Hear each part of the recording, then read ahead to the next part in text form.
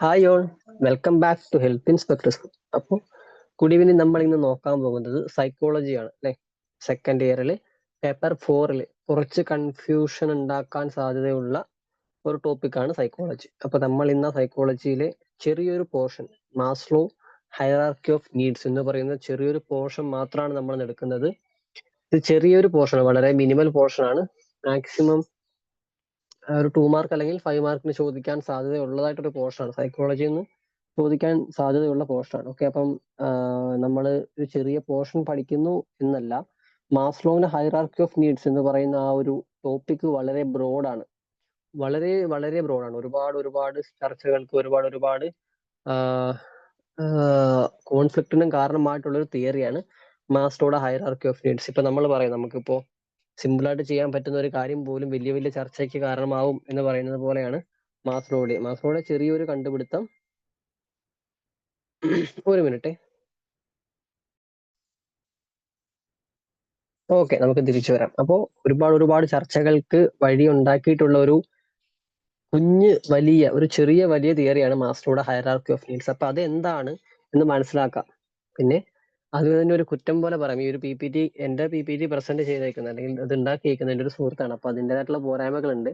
കാരണം ഞാൻ ഉണ്ടാക്കുകയാണെങ്കിൽ കുറെ കൂടി ഫണ്ണി ആയിട്ട് മനസ്സിലാക്കാൻ പറ്റുന്ന കുറച്ച് എലമെന്റ്സും കൂടി ആഡ് ചെയ്യാൻ ശ്രമിച്ചേനെ. പക്ഷെ ഇതിൽ നെക്സ്റ്റ് സ്ലൈഡ്, അതായത് ഇപ്പം നമ്മൾ എടുക്കാൻ പോകുന്നതിൽ ചെറിയൊരു കോഡിയൻ ആഡ് ചെയ്തിട്ടുണ്ട്. അത് മാത്രമേ എന്റെ സൃഷ്ടിയുള്ളൂ, ബാക്കി മുഴുവൻ ഒരു സുഹൃത്ത് ചെയ്താണ്. അപ്പൊ അതിൻ്റെതായിട്ടുള്ള പോരായ്മകൾ ഉണ്ടാവും, അതൊന്ന് ക്ഷമിച്ചേക്കാം.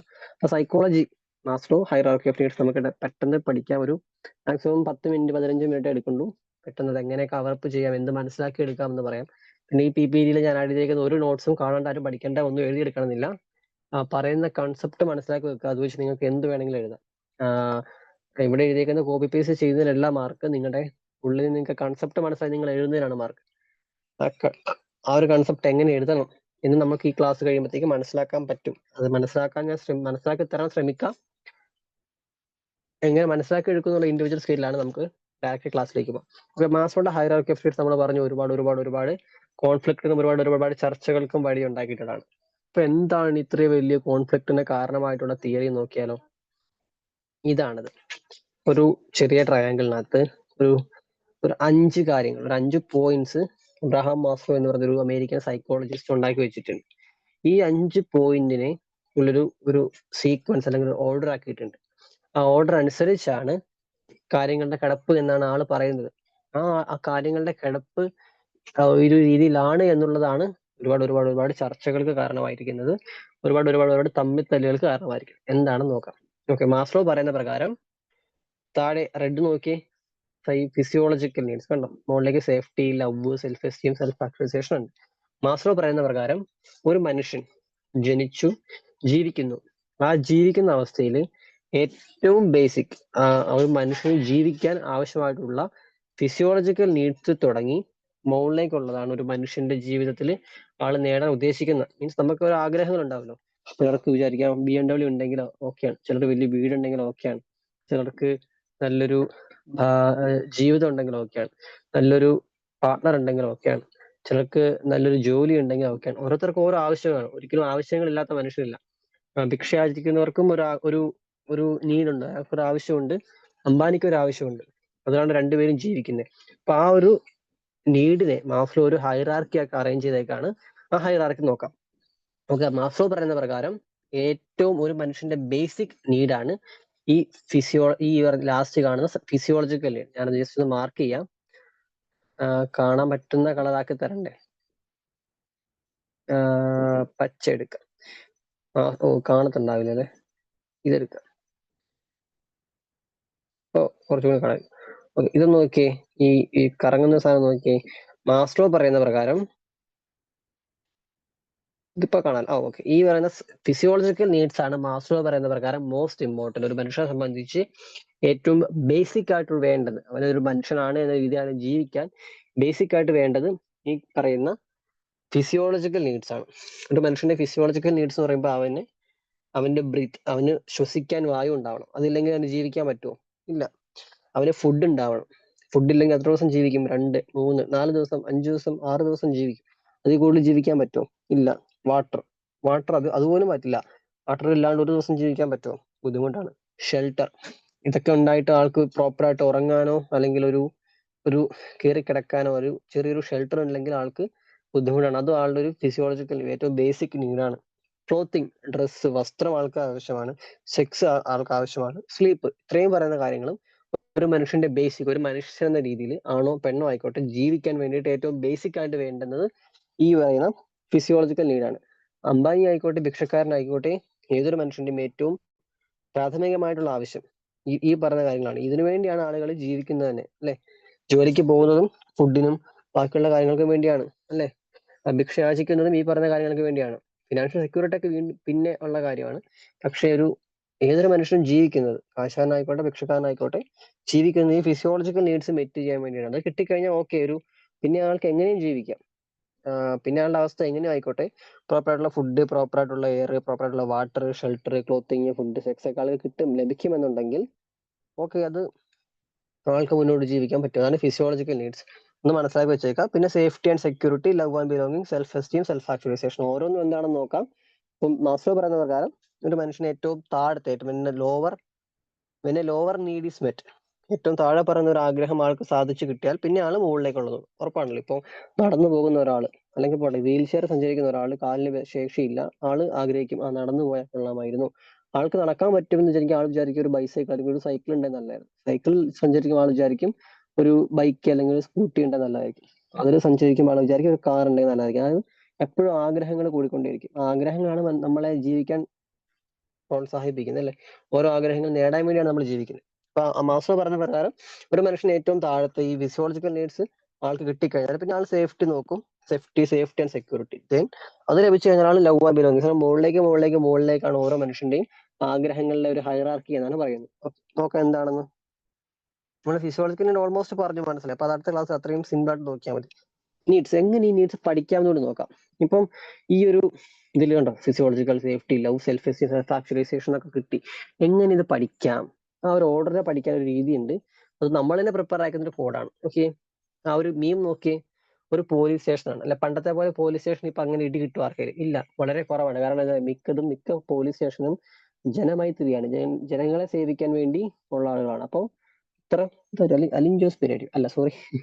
ഓക്കെ, അപ്പോ പോലീസ് സ്റ്റേഷന് വളരെ കുറവ് ഇടി കിട്ടുള്ളൂ. അപ്പൊ അതാണ് നമ്മുടെ കോഡ്. നമുക്ക് ഓർത്തിരിക്കേണ്ട കോഡും അത് തന്നെയാണ്. Police station less. അപ്പൊ നമ്മൾ പെട്ടെന്ന് ഹൈറാർക്കി, മാസോടെ ഹൈറാർക്കി എന്ന് പറയുമ്പോൾ നമ്മുടെ മനസ്സിൽ വരേണ്ട കോഡാണ് PS ലെസ്. എന്താണ് PS? PS means police station.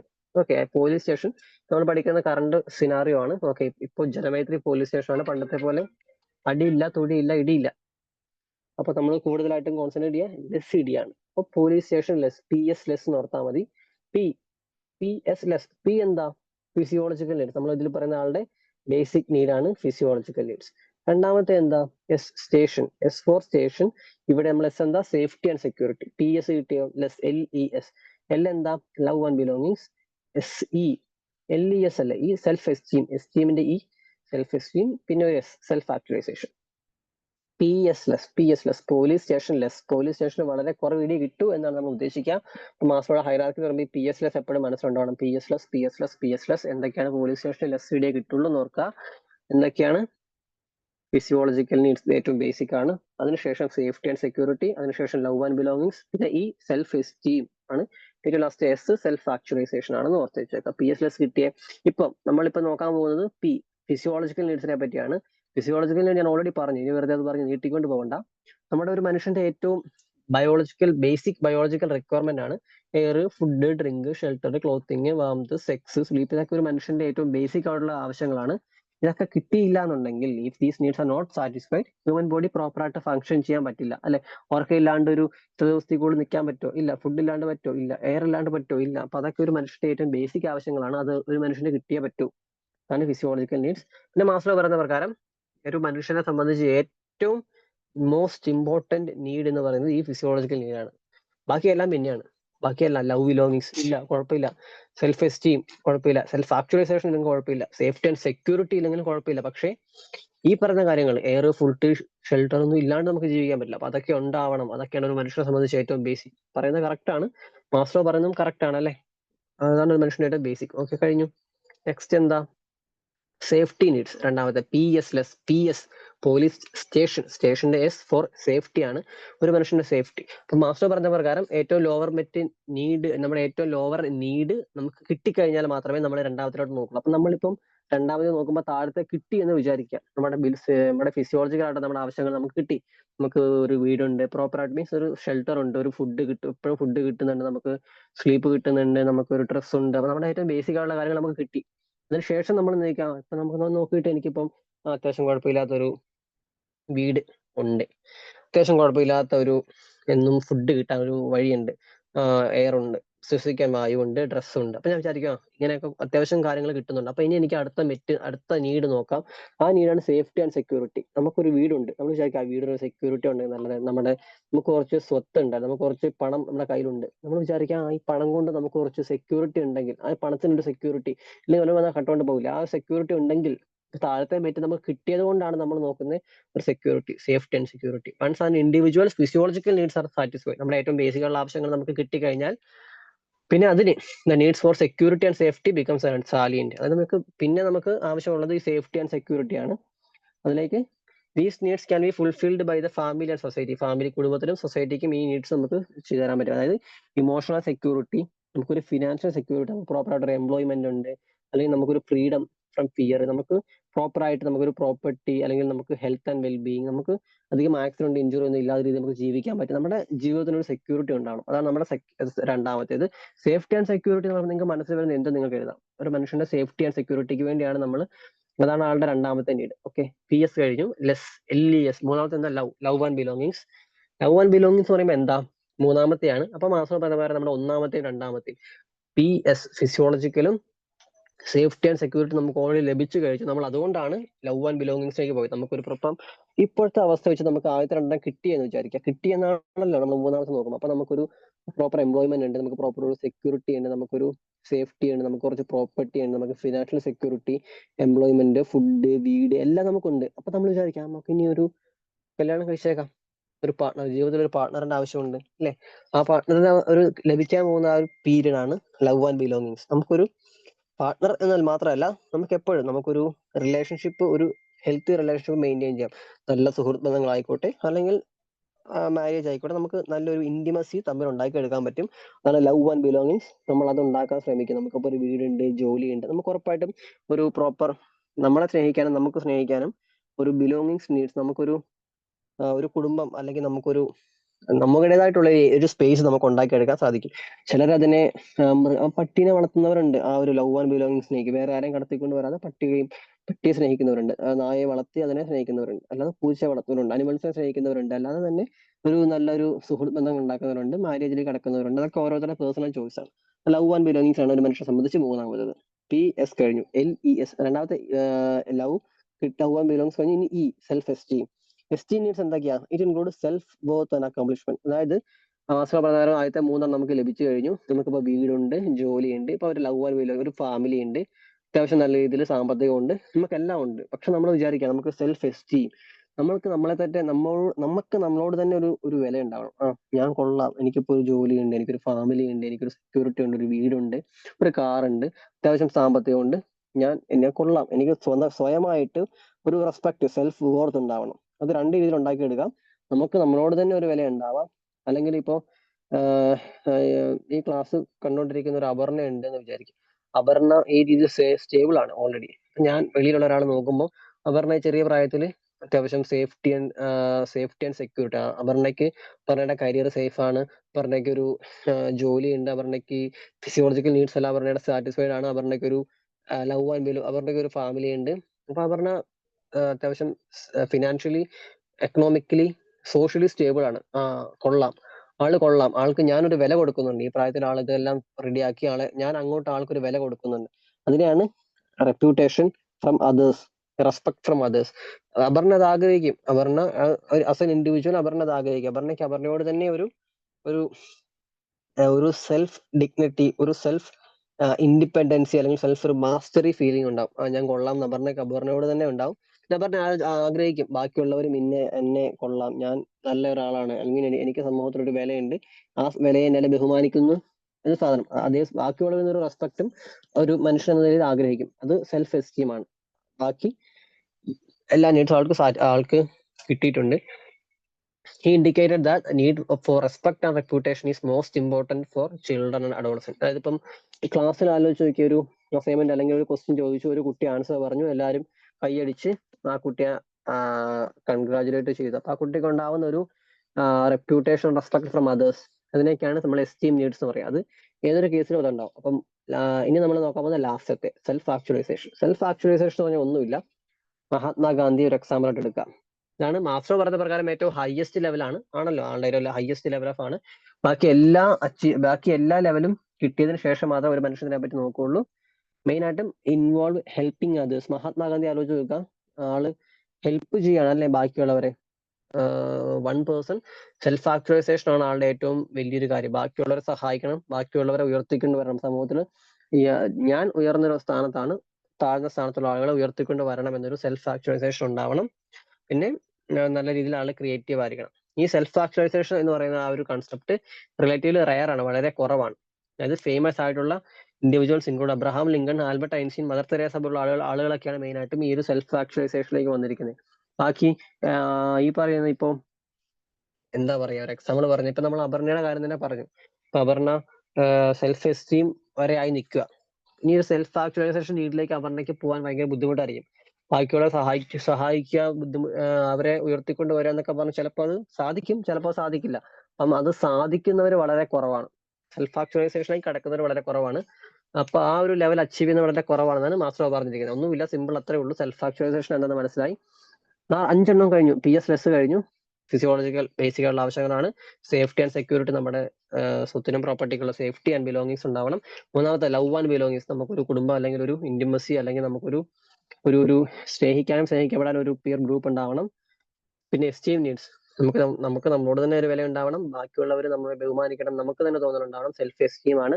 പിന്നെ സെൽഫ് ആക്ച്വലൈസേഷൻ, സ്വയം മനസ്സിലാവണം, നമുക്ക് ബാക്കിയുള്ള സമൂഹത്തിൽ താഴ്ന്ന സ്ഥാനത്ത് നിൽക്കുന്നവർ ഉയർത്തിക്കൊണ്ടുവരാൻ നമുക്ക് പറ്റണം. ആ രീതിയിൽ ചിന്തിച്ചാൽ മതി. ഇനി നല്ലൊരു തിയറിയാണ് മാസ്ലോ പറഞ്ഞിരിക്കുന്നത്. പക്ഷെ എന്തൊരു സാധാരണ കുറ്റം പറയാൻ ആൾക്കാരുണ്ടാവും.